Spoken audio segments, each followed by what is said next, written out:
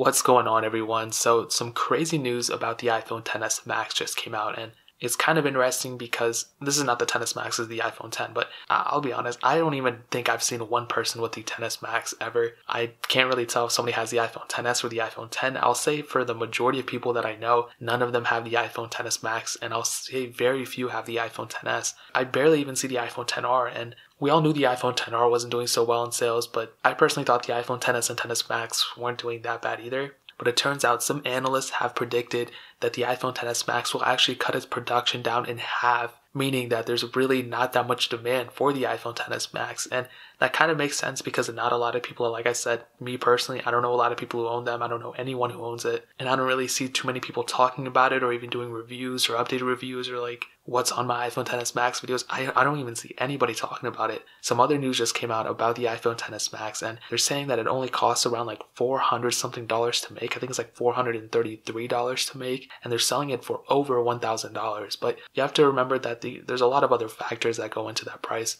$433 or whatever is just the cost to make it, but there's also like the marketing costs and all those other things, and you can't really bash it too hard on that. But the reason this is especially bad for iPhone XS Max users is that there's really not too much demand for it. And what that means is when you plan on selling your phone or reselling it or whatever, putting it on eBay or Swappa, the price you're going to get is not going to be as much. So there's going to be a lot more depreciation when it comes to this stuff because there's just not that much demand for it. So people are going to keep lowering and lowering their prices. And I've actually seen some iPhone XS Maxes be sold for less than some iPhone XS's, which is insane. It should not be like that. Usually, like I've seen with the Plus models, they sell for a lot more, maybe at least like $100 more.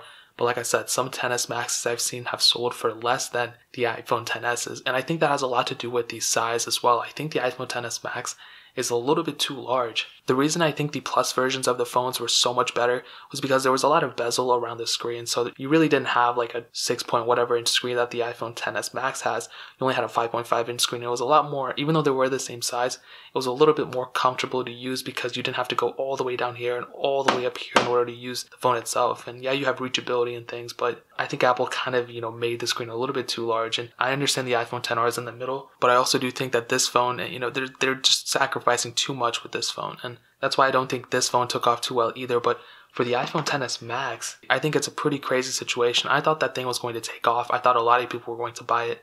Not the case at all. And these analysts are now predicting that their production is going to get cut in half. It's just kind of bad news for the iPhone XS Max overall. So I can definitely see Apple pushing some more sales in the future, especially, since they're not really selling as many as they thought. And I really hope that Apple actually takes this as a lesson and make it a lesson learned instead of repeating the same thing. Because if they go out next year and they raise the prices even more, or if they don't even give us that much more like innovation, then they're not going to sell it. They're going to sell even less than they did this time. So it makes no sense at all. Apple's still making a ton of money regardless, but I really hope, like I said, this is a lesson learned for them and not necessarily like something that's going to haunt them for the rest of the future, man. The moral of the story is I'm probably going to end up buying an iPhone XS Max because they're way cheaper now than they were, just like a couple months ago or even like last month. It's like every week we see like massive depreciation going on because more and more people are buying them and not that many people want them anymore. So I definitely think the iPhone XS Max is a tremendous phone. I've owned it. I used it for a while, and I think it's a shame for Apple, but it's also a good thing for consumers because we're able to get them for much cheaper prices now in the used market. So that's pretty much where I'm going to leave it at, guys. If you have any questions or anything like that, leave it down in the comment section below. Hit that like button. That'll mean so much.